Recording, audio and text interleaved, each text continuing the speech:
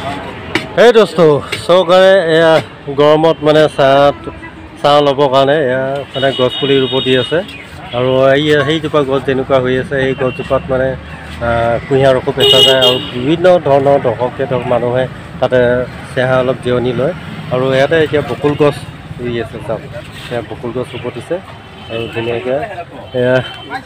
দাদাহঁতৰ দোকানৰ সন্মুখতে ৰুই আছে বকুল গছ বন্ধুতা চেহা পাব আৰু ন অহা বছৰলৈকে আৰু এফালেও আছিলে গছ মানে কি এই লাইনটোতকৈ অলপ মানে পিছুৱাই দিছে মানে কি ইয়াতে আমাৰ 4 লাইন হ'ব বুলি গম পাই আছোঁ গতিকে 4 লাইনৰ কাৰণে পিছত হয়তো কাটা যাব পৰা যাবৰ কাৰণে এয়া পিছুৱাই ৰখিছে চাওক বহুতখিনি পিছত ৰখিছে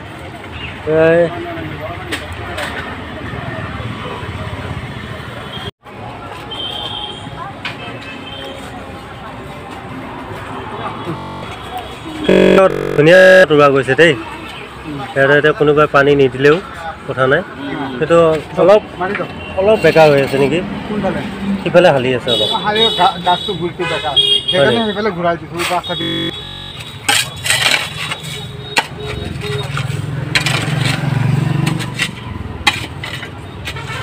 আমি ৰুইছিলোঁ যেতিয়া আমাৰ ডালমিয়া ৰুব দিছিলে কৃষ্ণ চৰাই পুলি আছিলে